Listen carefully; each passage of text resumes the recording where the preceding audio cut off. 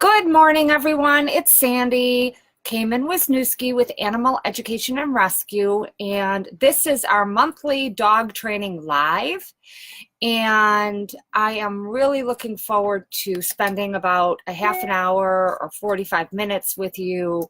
I'm on a tight schedule as usual. I have an adoption event I have to go to shortly. So I want to be able to do this for you, but I really don't have a tremendous amount of time. So we'll see who comes on board. I can tell you I am freezing right now. I am in my office trailer and the heat was not working properly. Actually, it wasn't working at all. And so I just turned it on and hoping that it warms up in here really quickly. So I want to see who comes on board. If somebody can say hello to me, that way I know that I'm able to see when you post something, I would be very grateful. Okay, there's Amy, and Amy says hi, so Amy's on. And I'll give it like another 30 seconds or so, and then I'm going to get started. It is 9:18 on Saturday morning, October 13th, and my name is Sandy Kamen Wisniewski, as I said, and in addition to running Animal Education and Rescue, which is a nonprofit humane society, I also run a company called Compassionate Dog Training, and Compassionate Dog Training, I have been running that company since about 1990. And Animal Education and Rescue has been around since 2003. So, you know, I have a little bit of years of experience working with dogs, actually a lot of it experience. And I want to go over some disclaimers with you first, so that way we can be clear on you know, what is going to happen here. First of all, I want to say that I am not a radical dog trainer one way or the other, so I don't believe in any one particular style of training. My training style is really very diverse depending on the dog and the people and their situation and their family makeup and their dog's personality, the type of dog they have, their home life, their home situation, and so forth. I try to be as realistic as possible with the expectations of the owners of the dogs when I go in to do a dog training with them. I also want to say too, and make sure you understand that I'm going to give some general advice here, but should you have some specific issues with your dog, it's really, really important that you consult with a trainer. And in my opinion, in most behavior issues that you're going to have, the best thing to do is have that trainer come out to your home and work with you and your dog one-on-one. That is the best way to get down to the bottom of what the situation is with your dog. So I want to mention that as well. And if there is anybody that's watching this that is a very strong advocate for one style of training, fabulous, good for you. But I would recommend to you that you be curious and have your mind open to new ideas, new styles. Early on when I started doing these lives, I received a lot of ridicule from people that were force-free trainers and you know, and not at all open to other ideas, and that's too bad to hear and too sad. But here you are not going to get me to you know, talk about just force-free stuff, although I absolutely do not believe in hitting dogs or hurting dogs physically in any way, or terrifying dogs or playing mind games on dogs, or anything like that. I totally don't believe in that at all. So just setting some ground rules here, and I wanted to start out by telling you a story about a dog that we adopted out recently. This dog's name is Camille, I believe. I can never pronounce it right, and she's a German Shepherd, and she was living as a single dog in a foster home, and we did not know for sure how she was with cats, or and we did have her around other dogs. We did see how she was, and she seemed fine with other dogs, although in her foster home she didn't live with any other dogs, so we couldn't give specifics on that. Anyway, she got adopted to a family that actually has 2 cats, and I guess she's behaved inappropriately with the cats, and she actually went after one of the cats, and they had to take the cat out of her mouth, according to their email to me. And so I thought that would, and the cat's okay, they're okay, everything's okay, but they did what was really smart and contacted us and said that they were going to hire a dog trainer to come in and assess the situation and see what they can work out. So I thought that was a really good platform to start with today, is dogs and dogs with cats, and how to get dogs and cats to get along and live together in harmony. When she asked for advice, you know, when she had emailed me, the woman that had adopted Camille, I really, you know, by email, it's really not fair to give a good, any kind of advice, because I don't know the situation in detail. But so that's something else I caution you about, is spend the money on a dog trainer to come to your home. Don't just try to get free advice over the phone, because that's not fair to the trainer, and that's not fair to your dog, and that's not fair to you, because they can't possibly know all the nuances of what happened and so forth. In the case of this dog, this German Shepherd, Camille, that was adopted out, what the woman originally told me, she said that the dog had the cat in its mouth. And so my question was, did the dog hurt the cat? Was the cat injured? And she said no. And that is a gauge of how intense the aggression towards the cat is. If the dog had some restraint, even though they did separate the dog from the cat and they were able to get the dog away from the cat, still it does show some restraint, which I know it's not, you know, it's farthest thing from ideal, but if that dog wanted to kill that cat, it could have, and it didn't. So that's actually a positive thing. So hi, Sandy. I see Sandy came on and Ashley came on. So glad to see you're both with me today. I'm just warming up. The trailer's starting to warm up just a little bit. I came in here and the heat wasn't on. It was absolutely freezing. So anyway, so getting dogs and cats used to each other. Sometimes it happens seamlessly and you have 0 issues in the beginning. The biggest challenge that owners face with let's just make the assumption the cats were in the house first, and then they get a dog. The biggest mistake that happens is that the cat runs from the dog. Any dog, most dogs, when something runs from them, their natural instinct is to chase whatever is running away from them. That's natural instinct. As a matter of fact, when little children play with dogs in backyards, oftentimes the child will run and the dog will chase. The hope is that the dog doesn't chase and bite, that instead it just runs alongside or behind the child. Well, that goes back to the instinct of, again, a dog chasing something that's running away. It's instinctual. So when a cat runs away, and I'm not blaming them for running away, but I can tell you that if they do run away, it is natural instinct for a dog to chase. So that said, if you want to try to have things start out on the right foot, oftentimes it's helpful if, first of all, you figure out the layout of your house and make sure that the cats always have their own separate space to get away from the dog. And also they can get high up from the dog, like a cat tower or something like that, so they can get totally away from a dog. You know, obviously baby gates, and again, depending on the size of the dog, there are so many variables I can't even tell you. But what I can tell you is that a dog that might seem downright aggressive, may be able to in time get used to being with cats over time. I have a dog that I'm fostering. I've fostered her on and off since she was 7 months old. She has a screw loose, this dog. Her name is Star, and I've had her about 12 years. She's been adopted out twice, returned twice, and has lots of behavior issues. In any case, she was terrible with cats for many, many, many years, and I had to be really careful. She was mostly aggressive with them when they were on the other side of the door, and she sensed that there was a cat on the other side of the door.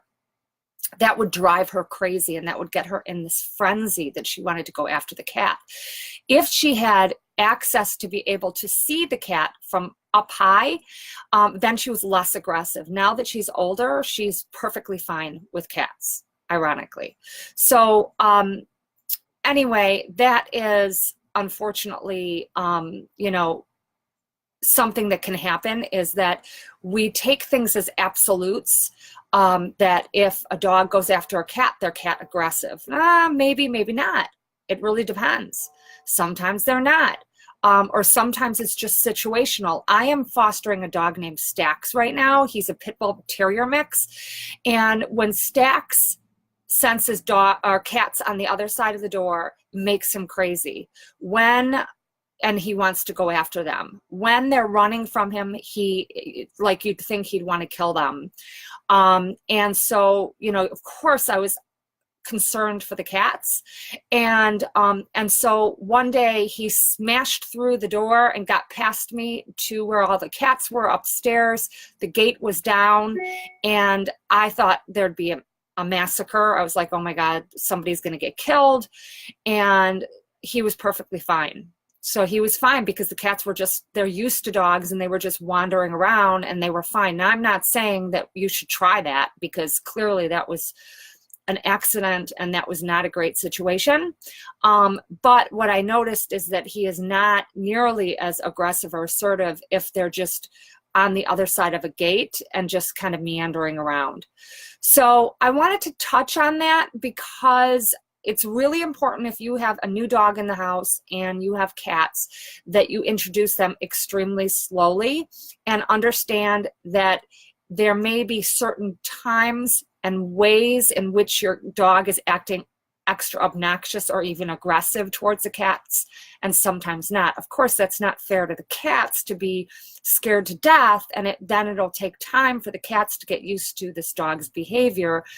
I have been through this so many times I can't even tell you, and my cats have become somewhat immune to dogs being obnoxious around them. They usually they're pretty dog savvy, and they handle it well.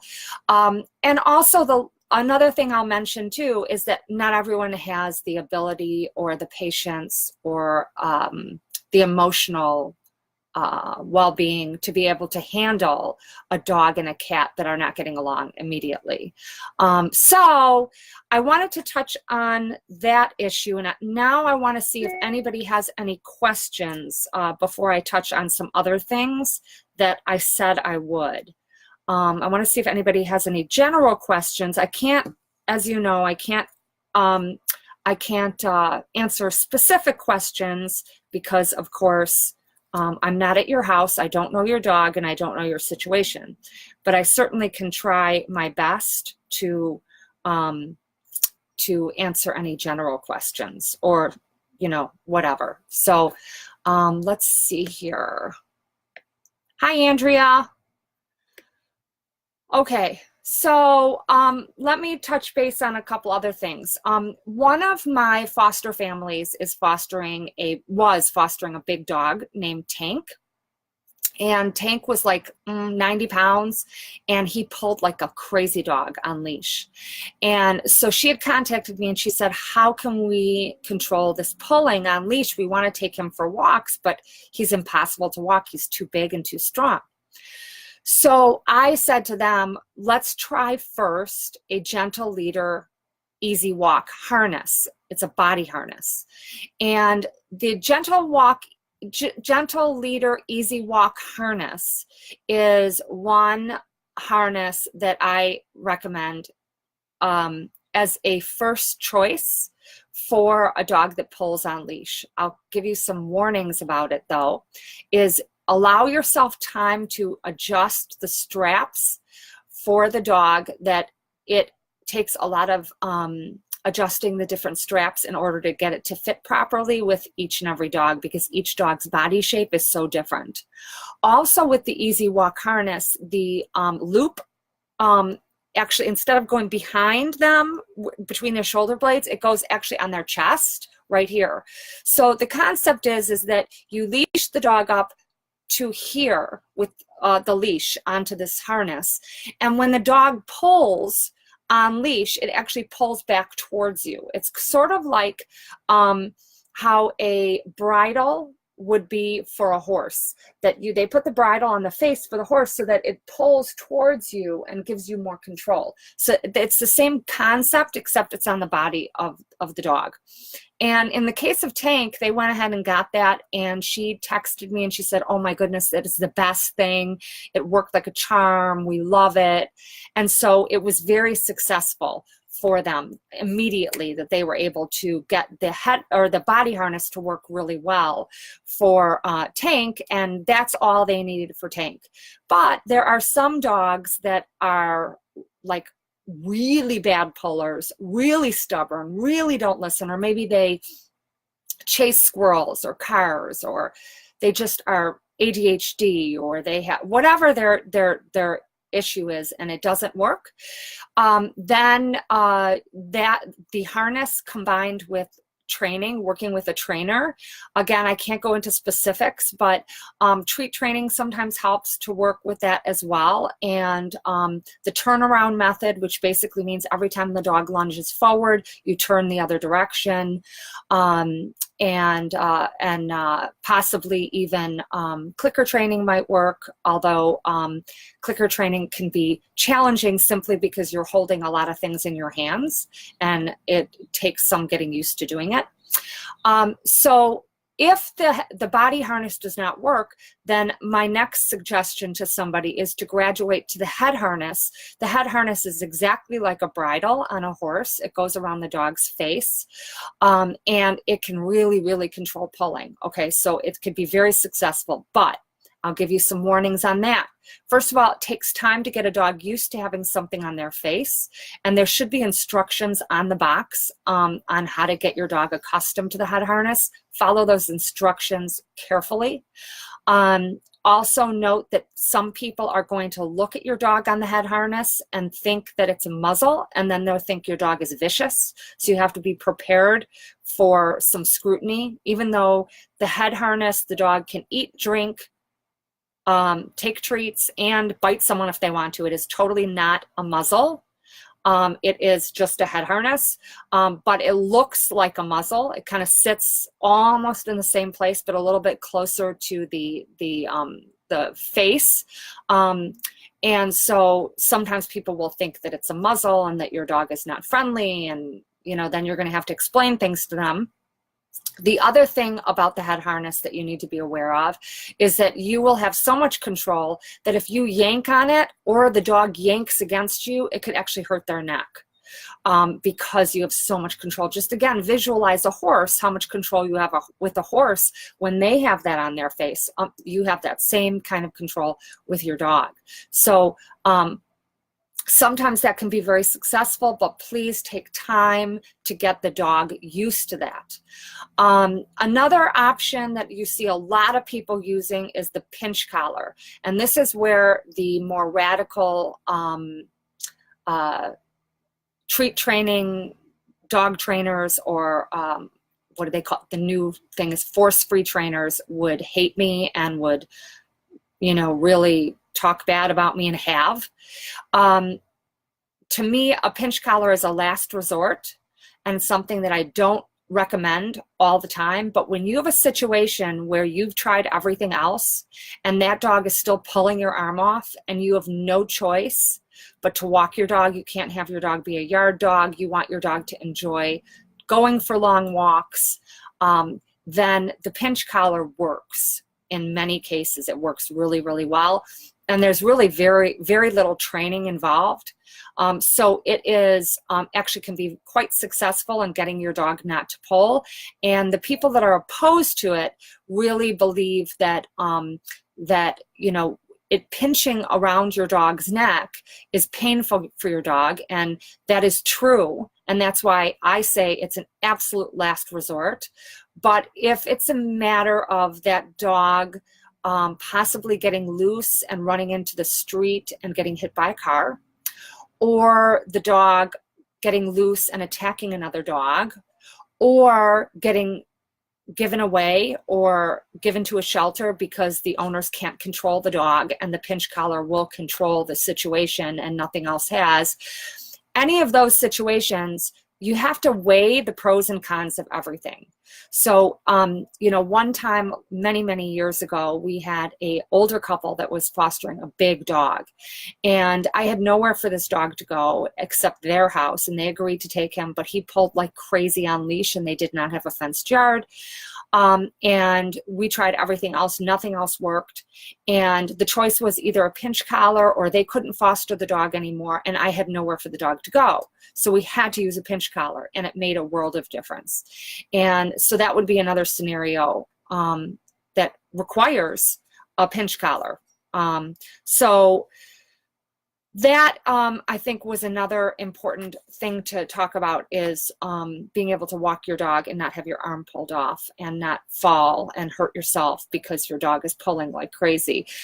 Training with your dog, teaching your dog to walk on leash without pulling is a process. If you don't use any training aids for it, it's a long, detailed process, and everybody on the family has to be on board with it and doing the same thing. And that's where oftentimes the challenges are, is someone having the time to be able to train the dog not to pull on leash and the whole family being involved. And by the way, that little tidbit right there with the whole family being on board and people having the time and consistency to be able to do training is all things I look at when I go into somebody's home to assess what is the situation that they're having, or the problems, situations, challenges that they're having, and what can we do about it? What's logical to do about it and what's not logical?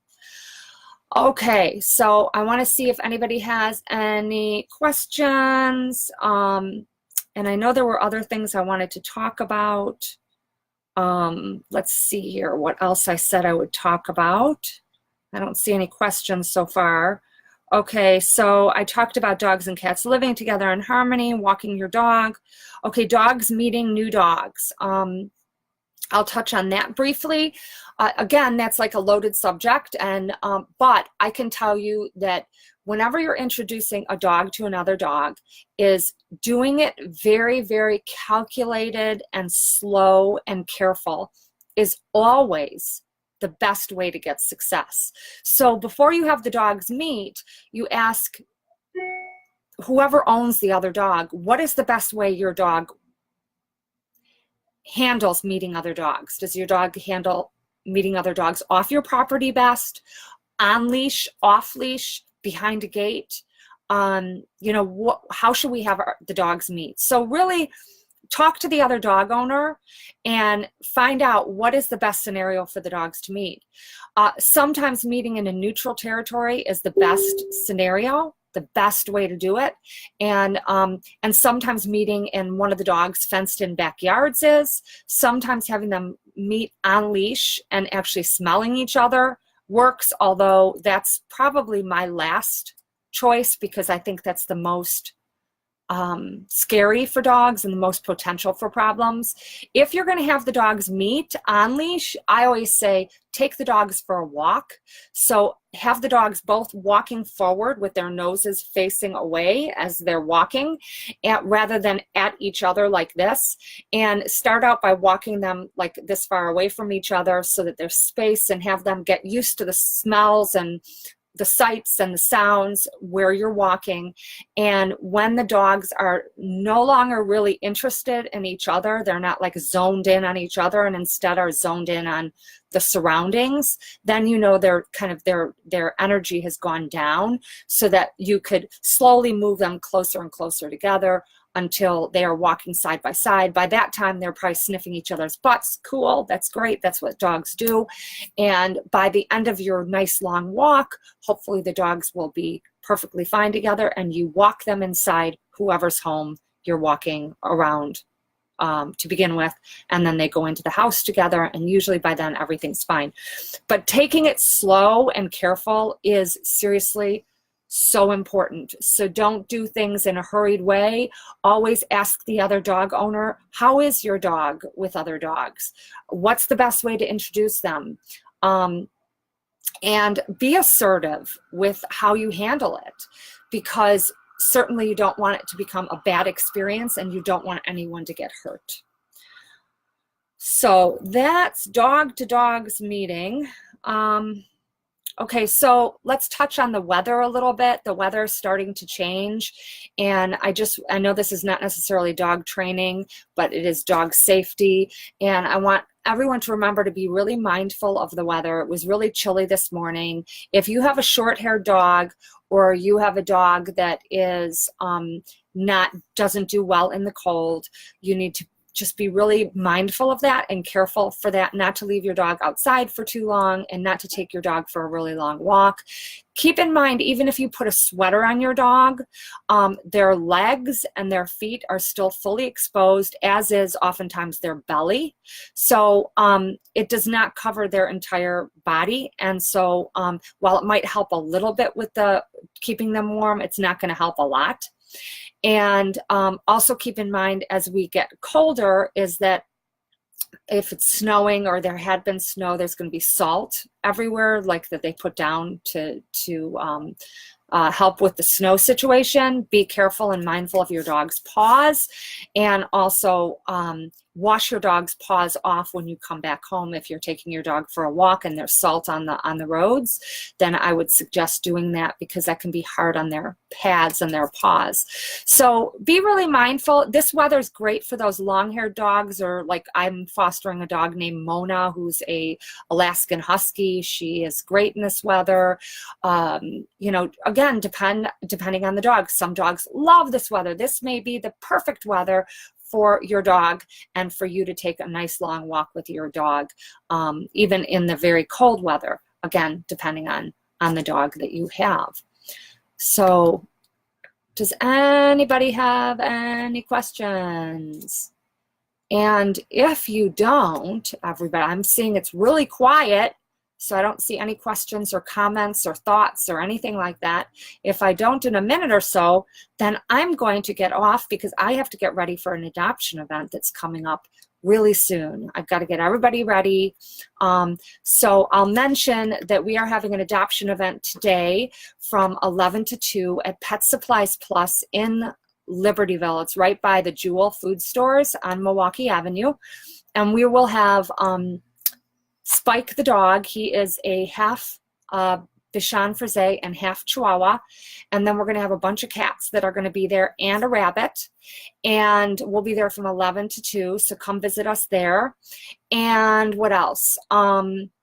We're scheduled to have meditation with dogs tomorrow morning from 9 to 10 at Foster's Healthy Pets in Grays Lake, but I'm not getting anybody signed up. So if you're planning on coming to that, please make sure to RSVP. I need to have at least 4 people signed up for me to actually run that event. Otherwise, I won't be running it. And other than that, if anybody has any questions about their own personal dog coming up in the future, there is a great website. It's called Association of Pet Dog Trainers. And that's a great website that you can actually find positive reinforcement dog trainers. These are people that won't do anything harsh or cruel to your dog, for your dogs, if they train with you, with your dog. I would definitely encourage that if you're going to hire a trainer, that you research them, look at their website, find out how long they've been doing it, find out what kind of experience they have, both with training that they've received and types of situations they've dealt with. Like if you have a dog that's having housebreaking issues, that might be one kind of trainer, versus a dog that is showing resource guarding would be another situation. And each trainer handles different things. Like for instance, I prefer not to take on clients that have dogs that are dog aggressive, simply because I got to deal with that enough myself in the world of rescue. I don't want to deal with it with clients' dogs. It's too unnerving, and it's a liability risk as far as I'm concerned. So I don't do dogs that are dog aggressive. So research trainers, talk to them over the phone, find out what their style of training is, make sure you feel comfortable with the way they communicate with you. Communication is everything, because they are not going to walk into your house, take a magic wand out of their back pocket and go like this and fix the problem. They're basically going to teach you what you need to do to fix the problem. So that's really important, that you have a good relationship with your trainer, and that you like the way that they communicate with you, and that the way that they're assessing your situation and the expectations they have with you and your family is realistic to you. Those are really, really important. You might get a trainer that you work with once and you say, that's not the right trainer for me, and you might end up deciding to hire somebody different. So not all trainers are the same. Actually, they're all very, very different. I am not the right trainer for every single situation, and either is anybody else. In my case, I am taking very few clients now because I'm so busy. I prefer instead to continue doing the other work that I'm doing. Occasionally I'll do a dog training, but I really have cut back on that simply because I don't have a lot of time. And so again, Association of Pet Dog Trainers, they also have lots of great resources on there, lots of great tips. The Humane Society of the United States also has some great information on dog training. So, all over the internet there is, but do know too, you're going to get lots of different opinions, lots of different suggestions. You need to see what works for your home, for your situation and your dog, and what you feel comfortable with. So since I don't have any other questions coming through, I'm going to sign off, and you all have a wonderful day. Stay warm, and maybe I'll see you at Pet Supplies Plus. If I don't, you have a great day. Give your dog a big hug. Okay, bye everyone.